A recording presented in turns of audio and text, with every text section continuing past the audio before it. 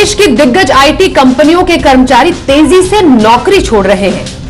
पिछली तिमाही में इंफोसिस से नौकरी छोड़ने वालों की तादाद 27% रही।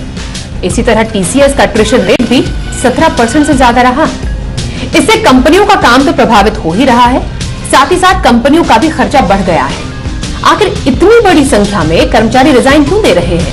क्या देश में नौकरियों की बहार आ गई है या फिर कोई और वजह है? पहले रिपोर्ट देखिए, फिर करेंगे चर्चा।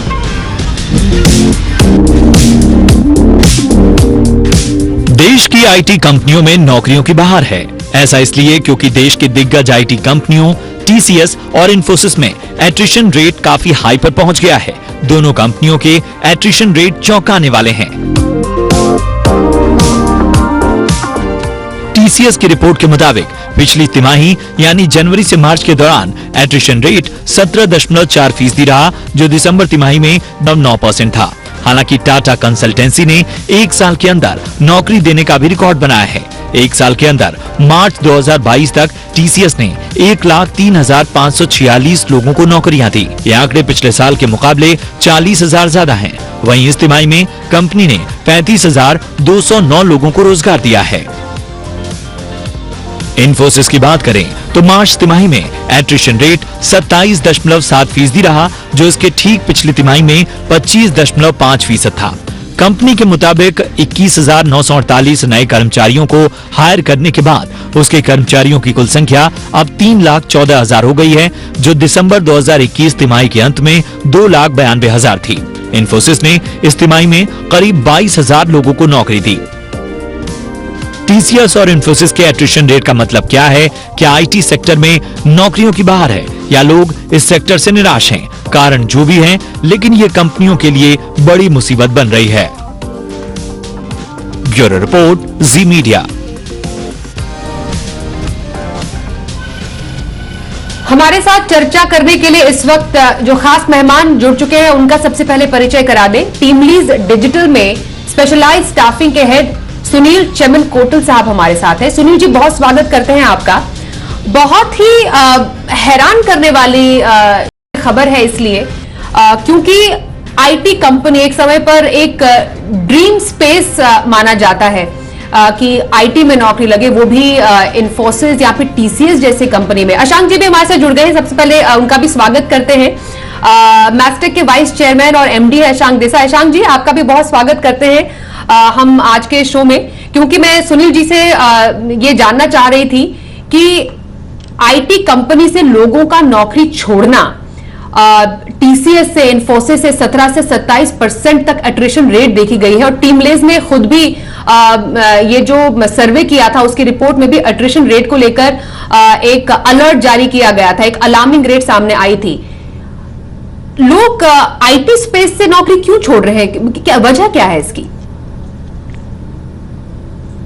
स्पेस पे नौकरी नहीं छोड़ रहे। आईटी में काफी नौकरियों की लाइन लग चुकी है और नए टेक्नोलॉजी का नौकरी लग गया है। तो ये दो जो दिग्गज है, इंफोसिस और टीसीएस, इनमें जो एम्प्लॉयज है वो लगभग 18% टोटल आईटी वर्कफोर्स इस कंपनी में काम करते थे और काम करते हैं। तो उसमें क्या होता है कि उन लोग ट्रेन करते हैं और काफी टेक्नोलॉजी जैसे ही आता है वो लोग ट्रेनिंग भी इंटरनली देते हैं। तो ये एक तरह से कोचिंग ग्राउंड बन जाता है। जो नए आईटी कंपनियां आ रहे हैं और आजकल के जो भी स्टार्टअप्स है, सब कुछ टेक्नोलॉजी कंपनीज है, वहां पे लोगों की काफी जरूरत है। तो यहाँ से हायर किया जाता है और जो ग्लोबल कैपेबिलिटी सेंटर्स इंडिया में जो एक्सपैंड हो रही है, उसमें भी काफी रिक्वायरमेंट्स है। तो यहाँ से ट्रेन्ड रिसोर्सेस मिल जाता है उनको, इसीलिए इधर से उधर हो जाता है। लेकिन आईटी इंडस्ट्री नहीं छोड़ रहे, लोग कंपनियां बदल रहे हैं। ओके, मैं वही समझना चाह रही हूं कि आईटी स्पेस से बाहर नहीं जा रहे हैं, आप कह रहे हैं सुनील जी। वो आईटी स्पेस के अंदर रहते ही कंपनियां बदल रहे हैं। ये जो शफलिंग हो रही है अशांक जी, इसके बारे में आपसे जानना मैं चाहती हूं कि इंफोसिस या टीसीएस है, वो लीडिंग कंपनीज मानी जाती है आईटी स्पेस में। यहां पर अगर टीसीएस से कोई आईटी स्पेस में कहीं और जा रहा है, इंफोसिस से कहीं और जा रहा है, दैट मीन्स आपको नए टैलेंट की भर्ती करनी पड़ेगी, अब मानिए एक एक्सपीरियंस्ड कोई एम्प्लॉय है, वो चला जाता है, उसकी जगह आपको भर्ती करनी पड़ेगी, आपको ट्रेनीज रखने पड़ेंगे या न्यू स्टाफ रखना पड़ेगा। टैलेंट इतना है आईटी स्पेस में उस जो खाली स्थान हुआ है उसको पूरा करने के लिए? देखिए, अभी बात ऐसी है कि डिजिटल कोविड कॉम्बिनेशन जो था, इसकी वजह से डिमांड इतना बढ़ गया है कि डिमांड फुलफिलमेंट करने के लिए हर कंपनी के पास आदमी नहीं है। तो हर कंपनियां maximally try to get people from lateral, जिसको हम बोलते हैं, यानी दूसरी कंपनियों से यहाँ ज्वाइन करते हैं, इसलिए एट्रिशन रेट बढ़ गया है। तो अभी बात ऐसी है कि आईटी कंपनी का, सब आईटी इंडस्ट्री का भी स्टेटस ऐसा है कि सब लोग ज्यादा से ज्यादा ट्रेनी इंटर्न्स हायर करते हैं। हमारा इंटर्न हायर करने का रेट कम हुआ था 3-4-5 बरस पहले, तो फिर से बढ़ने लगा है। और अभी हम नए टैलेंट पे डिपेंड करते हैं कि उनको ट्रेन फास्ट करके हमारी डिमांड है वो आगे बढ़े। हमारी कंपनी में मास्टेक में रिफॉर्म ने 2 गुना 3 गुना ज्यादा बढ़ाया है इंटर्न्स। तो ये स्ट्रैटेजी अभी है वो इंटर्न ट्रेनिंग की है ज्यादा। एट्रिशन चलते रहेगा, जब तक डिमांड है तब तक बढ़ते रहेगा, मगर होगा ऐसा कि एक इंटर्न का पाइपलाइन फिल हो गया तो इसमें थोड़ा कम एट्रिशन होने की आशा है, क्योंकि फिर लोगों को पाइपलाइन फिल करने के लिए टाइम मिलेगा और वो दूसरी कंपनियों से हायर करने नहीं जाएंगे जितना आप जा रहे हैं। ओके सुनील जी, मैं आपसे समझना चाहती हूँ, ये मतलब ये जो इन्फोसिस और जो टीसीएस ने जो अपने रिजल्ट्स अभी अनाउंस किए हैं, उसमें अट्रिशन रेट को लेकर हम इसलिए चर्चा कर रहे हैं क्योंकि समझना जरूरी है। जैसा आपने बताया कि आईटी स्पेस के अंदर ही शफलिंग हो रही है, लोग नौकरी छोड़ के नहीं जा रहे हैं, मतलब आईटी स्पेस से छोड़कर कोई नहीं जा रहा है। पर पोस्ट कोविड क्या हम ये माने कि लोगों में वर्क कल्चर को लेकर जो एक रवैया था वो बदला है? जो एक हाइब्रिड कल्चर हमने देखा कि वर्क फ्रॉम होम भी है, एक फ्लेक्सिबिलिटी है काम करने की, उसमें भी बदलाव हुआ है। स्किल सेट और ज्यादा जरूरत है क्योंकि आईटी स्पेस अपने आप में एक बहुत बड़ा एक यूनिवर्स है, वो भी एक वजह है। क्या ये हम माने कि कोविड के बाद आईटी स्पेस भी बदला है हाइब्रिड कल्चर की वजह से भी, और साथ ही साथ जो फ्लेक्सिबिलिटी चाहिए किसी को काम करने की, उसकी वजह से भी शफलिंग बहुत ज्यादा हो रही है? तो इसमें 2-3 कारण है। एक तो आपने सही बोला, फ्लेक्सिबिलिटी चाहिए। कोविड आने के बाद सब लोगों को अपना अपना लाइफस्टाइल के बारे में थोड़ा सोचने लग गए कि हम 9 to 9 नहीं काम करेंगे, हम बीच में थोड़ा रिलैक्स करना चाहिए या फिर हमेशा ऑफिस से नहीं काम करना चाहिए, बाहर से काम करना चाहिए। लेकिन ये 100% तो नहीं होगा, लेकिन सभी आईटी कंपनियां इंक्लूडिंग इन्फोसिस और टीसीएस उन लोगों ने ऑलरेडी कह चुका है कि वो लोग hybrid work culture already implement कर चुके हैं और काफी जगह पे कर रहे हैं।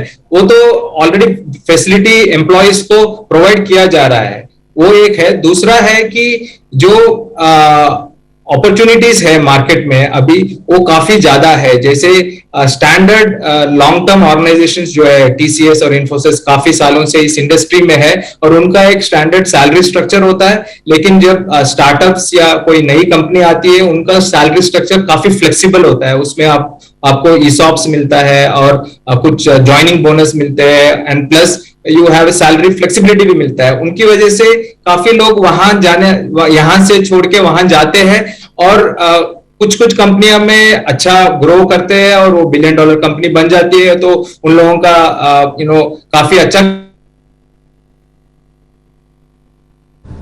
राइट। एब्सोल्युटली, बिल्कुल सुनील जी, आपने कहा कि बहुत सारी अपॉर्चुनिटीज यहां पर खुल गई है, लेकिन ये बात भी सही है कि जो एक 3 से 5 साल के एक्सपीरियंस के जितने भी एम्प्लॉयज हैं वो शायद ज्यादा प्रोन है अपनी नौकरी चेंज करने के एज कंपेयर टू शायद जो अनुभवी जो एम्प्लॉयज है। अशांक जी, क्या मैं सही बोल रही हूं? क्योंकि टैलेंट जो है वो वैसे भी अलग अलग कंपनीज को चाहिए। दूसरा, आपको क्या लगता है कि कंपनियां जो है टैलेंट को रिटेन करने के लिए, क्योंकि अच्छा टैलेंट हर कंपनी को चाहिए और कोई कंपनी नहीं चाहेगी जो उसका अच्छा टैलेंट है वो उसकी कंपनी से चला जाए किसी और बेटर और बिगर अपॉर्चुनिटी के लिए, तो एक आईटी कंपनी को टैलेंट रिटेन करने के लिए क्या करना होगा? हाँ, अभी जो एट्रिशन रेट की जिसकी आपने बात की वो सिर्फ कि 3 से 5 एक्सपीरियंस का नहीं है। जो ट्रेनिज भी है जो 1 ईयर 2 ईयर है वहां से भी आज एट्रिशन हो रहा है, क्योंकि सब जगह जैसे मैंने बात की एक मूवमेंट हो रहा है। तो वो एक बात होगी। अभी उन्हें रखने के लिए और एट्रिशन कम करने के लिए सारी आईटी कंपनियां अपनी तरफ से काम कर रही हैं और एचआरडी जो हमारा डिपार्टमेंट है उसका ज्यादा प्रेशर अभी एट्रिशन कम करने के लिए है। तो हम क्या करते हैं कि तो सब लोग ट्रेनिंग में इन्वेस्ट कर रहे हैं। आप जब ट्रेनिंग में इन्वेस्ट करोगे तो आप एक नया अपॉर्चुनिटी ओपन करते हैं इंटर्न्स के लिए और एग्जिस्टिंग एम्प्लॉयज के लिए। तो वो एक बात हो गई। एक ट्रेनिंग स्ट्रेटेजी आज चल रही है जिसकी वजह से हम नया अपॉर्चुनिटी ओपन करेंगे और एट्रिशन की शायद उसमें पॉसिबिलिटी कम हो जाएगी। दूसरी बात ऐसी है कि आज इतना टेंशन और मेंटल इश्यूज है या सोशल इश्यूज जो है, जो ऑफिस से घर मूवमेंट हो गया है, 2 बरस से काम घर से कर रहे हैं, तो ऐसी यूनिक अपॉर्चुनिटीज आ रही है कि एक मेंटल हेल्थ हो या इवन फिजिकल हेल्थ हो या वेल बीइंग हो, उसमें हम कॉन्सेंट्रेट करते हैं आईटी इंडस्ट्री। आज आप देखेंगे इतने सारे प्रोग्राम चलते हैं जो ऑनलाइन है, कभी ऑफलाइन भी आ सकते हैं। तो एक वेल बीइंग का कंसेप्ट जो है वो बहुत चल रहा है आज। वो दूसरी बात है। तीसरी बात ऐसी है कि जब कोई कंपनी ग्रोथ जिसका फास्ट हो वहां एट्रिशन की पॉसिबिलिटी थोड़ी कम रहेगी क्योंकि अपॉर्चुनिटियां ज्यादा आती है। अभी हम देखिए कि जो इंडस्ट्री का ग्रोथ रेट ज्यादा है उन्हें आदमी तो ज्यादा चाहिए मगर उनके खुद के आदमी भी ज्यादा अपॉर्चुनिटीज देखते हैं। तो एक ग्रोथ पे फोकस किया तो भी आपका एट्रिशन भी सकता है। ऐसी 2-3 स्ट्रेटेजी ना आज चलती।